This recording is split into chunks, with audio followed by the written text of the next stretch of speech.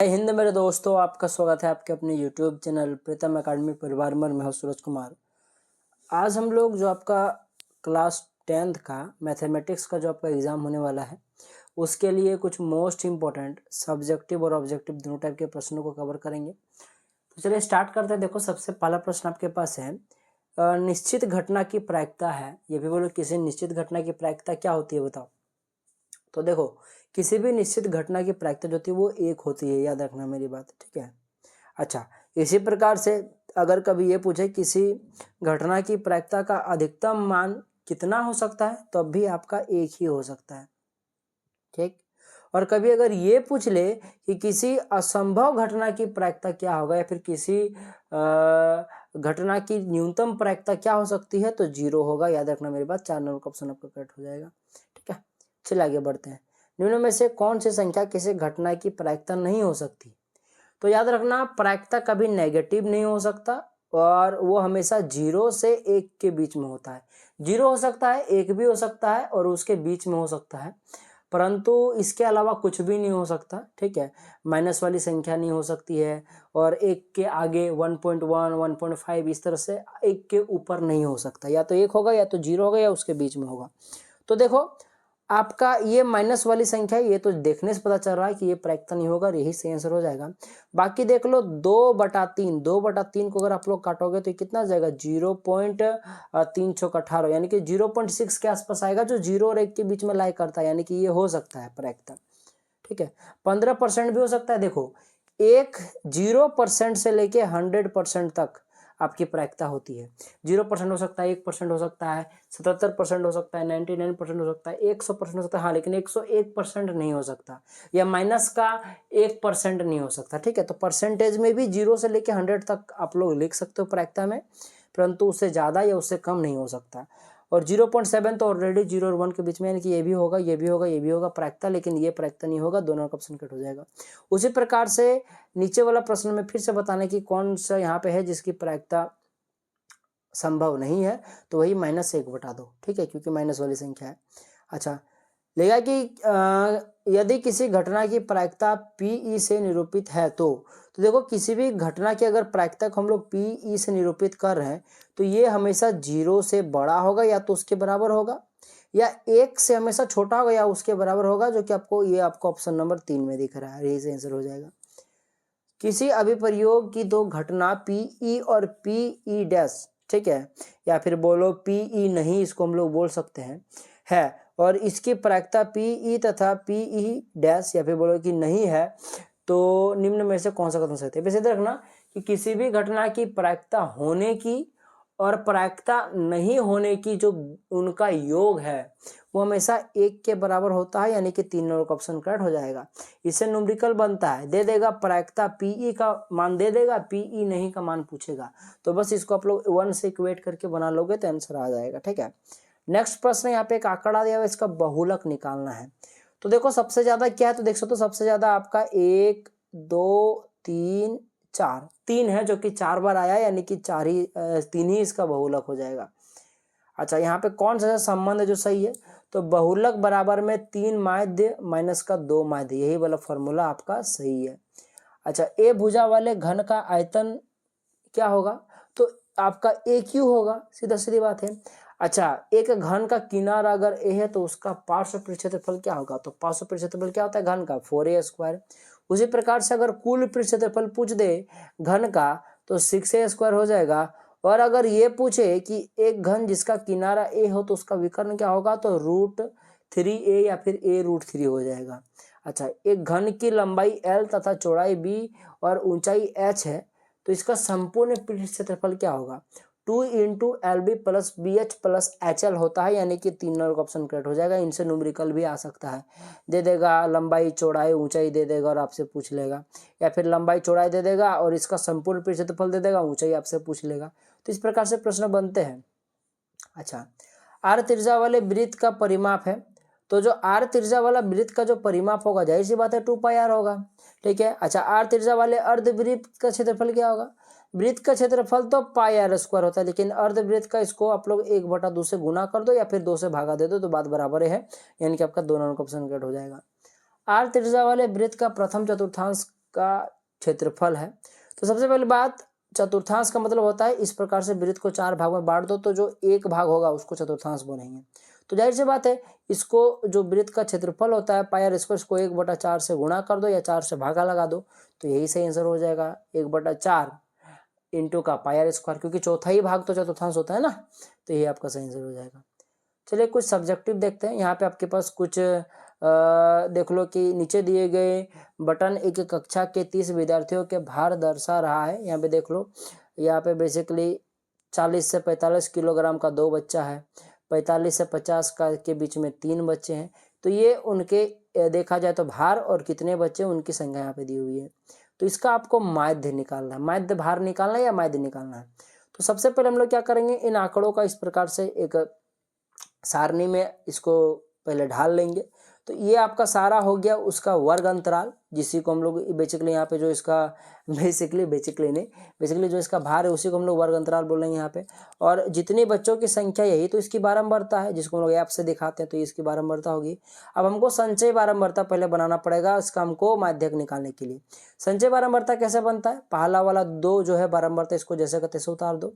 अब इस 2 को जोड़ो इस 3 के साथ, 5 आया, देखो यहाँ पे संचय बारंबारता निकल गया। अब 5 को इस 8 के साथ जोड़ो तो 13 आ गया। 13 को इस आपके पास अच्छा ये आपका 13 6 से साथ जुड़ेगा तो 13 6 के साथ जोड़ेगा तो 19 आ गया। 19 आपका 6 से जुड़ेगा तो 25 आ गया। तो इस प्रकार से संचय बारंबारता बनता है, इस प्रकार से जोड़ने से ये बनता है, ठीक है। तो संचय बारंबारता आपको बना लेना है। और बारंबारता टोटल तो 30 आपको ऑलरेडी क्वेश्चन में दिया हुआ है, देख सकते हो 30 विद्यार्थी दिया हुआ है। बाकी आप लोग यहाँ से जोड़ के भी इन सभी को ला सकते हो, ठीक है। तो n 30 है तो n/2 पहले निकालते हैं हम लोग। तो n/2 क्या निकलेगा, 15 निकलेगा। अब देखो यहाँ पे 15 से ज्यादा कौन सा संख्या है, तो 15 से ज्यादा देखा जाए तो करीब करीब 19 है, क्योंकि 13 तो छोटा है, ठीक है, छोटा है। तो 15 जस्ट उसके बाद ही एक ऐसा संख्या जो 15 से बड़ा है। 19 एक ऐसा संख्या जो 15 से बड़ा है। और 19 की जो बारंबारता, ये जो संचय बारंबारता को देखना हमेशा संचय बारंबारता के साथ मिलाते हैं, ठीक है, इसे n/2 को, इस 15 को। तो संचय बारंबारता यहाँ 19 वाला है, यानी कि इसकी बारंबारता 6 है और इसका जो वर्ग अंतराल है वो आपके पास 55 से 60 के बीच में। यानी कि इसका जो माध्यक वर्ग निकलेगा वो क्या निकलेगा, 55 से 60। माध्यक वर्ग निकालने का फॉर्मूला वही होता है n/2 करना। जो संख्या आएगा आपके पास, जैसे यहाँ 15 या देखना 15 से ज्यादा कौन वाला संख्या है तो उसका जो वर्ग अंतराल होगा वही उसका माध्यक वर्ग होता है। और यहाँ जो 55 है ये निम्न वर्ग सीमा कहलाएगा और जो 60 है ये आपका ऊपरी वर्ग सीमा कहलाएगा, ठीक है ना, याद रखना मेरी बात, ठीक है। तो हमें यहाँ पे L से मतलब है, तो L बराबर में 55 हो गया, n/2 तो 15 निकला ही हुआ है, ठीक है। और F यानी बारंबारता देख सकते हो, ये जो आपके पास माध्यक वर्ग है 55 से 60, इसका तो बारंबारता। अब जो इसका देख लो CF है, जो जिसको लोग संचय बारंबारता हम लोग बोल रहे हैं, संचय बारंबारता भी जरूरत पड़ता है फॉर्मूला में। तो CF क्या होता है देख लो, जो आपका यहाँ पे देखा जाए तो जो आपका बहुलक वर्ग है जो कि 55 से 60 है आपका, इसकी जो संचय बारंबारता जो कि 19 से जस्ट इससे पहले वाला जो संचय बारंबारता है वही CF होता है 13 वाला, ठीक है। तो इसका CF क्या निकल जाएगा, 13 निकल जाएगा। यानी कि देखा जाए तो जो माध्यक वर्ग से ठीक पहले वाली वर्ग की जो संचय बारंबारता है वही आपका संचय बारंबारता होता है, CF होता है। तो 13 हो गया। H क्या है यहाँ पे देख सकते हो, डिस्टेंस इनके बीच में, जैसे कि देख लो वर्ग अंतराल के बीच का डिफरेंस 5 का है, तो वही आपका H हो जाएगा 5। अब बस फॉर्मूला में पुट कर दो, फॉर्मूला होता है माध्य का L प्लस का n/2 माइनस का CF अपॉन में F। तो बस वैल्यू पुट कर दो, n/2 तो अभी हम लोगों ने 15 निकाला था, CF का वैल्यू 13 आया हुआ है, ठीक है, और F तो 6 है, और L का वैल्यू 55 है और H का वैल्यू 5 है। बस इसको कैलकुलेट कीजिएगा तो देखिएगा 56.67 आ जाएगा और यही इसका माध्य हो जाएगा। देखो अब प्रश्न आपके पास, निम्न आंकड़ों का आपको बहुलक ज्ञात करना है। तो देखो आपके पास यहाँ पे वर्ग अंतराल दिया हुआ है, इसकी बारंबारता दिया, आपको बहुलक निकालना है। तो माध्यक जिस प्रकार से निकालने समय हम लोग माध्यक वर्ग निकालते थे, इस प्रकार से हमको बहुलक निकालते समय बहुलक वर्ग निकालना पड़ता है। तो देखो कि किसकी बारंबारता सबसे ज्यादा है, जो कि यहाँ पे आपको दिख रहा होगा, जो कि 23 है, ठीक है। और ये जो है ये आपका 35 से 45 वर्ग अंतराल के बीच में आता है, ये बहुलक 23 जो कि सबसे ज्यादा है। तो यही जो आपके पास 35 से 45 हो जाएगा, यही आपका बहुलक वर्ग हो जाएगा। अब इस 35 से 45 के बीच में देखा जाए तो 35 सबसे छोटा है, तो L का मान तो यही हो जाएगा आपके पास बहुलक वर्ग की निम्न सीमा, ठीक है। H तो इनका डिफरेंस है, देख लो 5 से 15 10 का डिफरेंस है।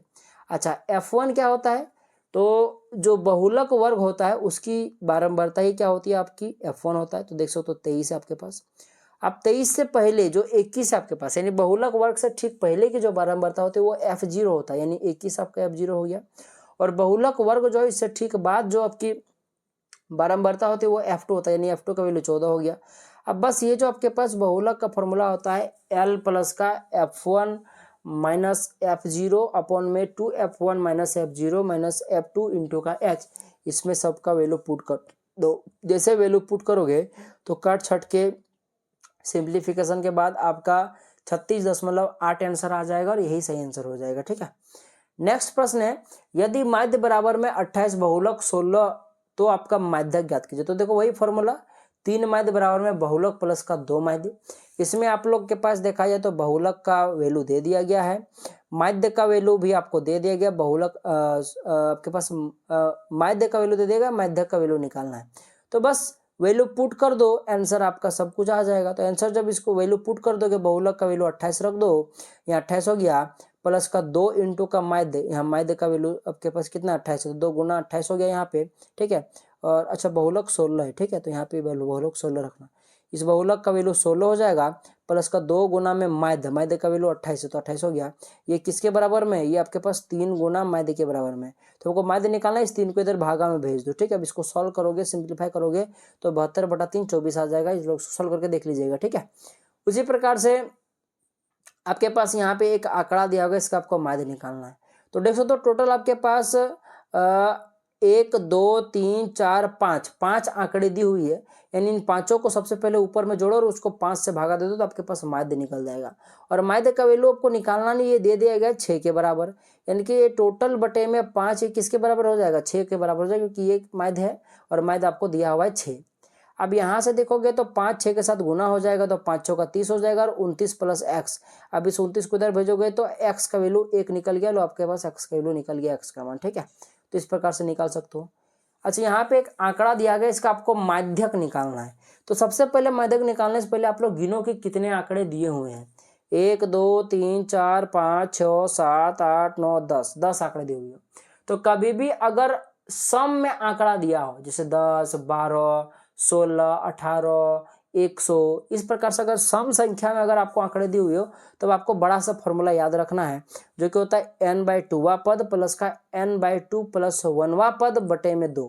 ठीक है, तो ये चीजें समझ में आएगी आपको। सबसे पहले आपको जो आंकड़े दी हुई इनको सबसे पहले आरोही क्रम में सजा लेना, बढ़ते हुए क्रम में सजा लेना। तो देखो इनको सबको बढ़ते हुए क्रम में सजा लिया गया है और देख सकते हो इस टोटल में n की संख्या 10 है। ठीक है, तो अब आपको क्या करना है, n/2 करना, यानी कि 10/2। तो 10/2 करोगे तो 5वां पद आएगा, प्लस का n/2 प्लस 1, तो n/2 तो 10वां निकल गया, सॉरी ये 5वां पद निकल गया।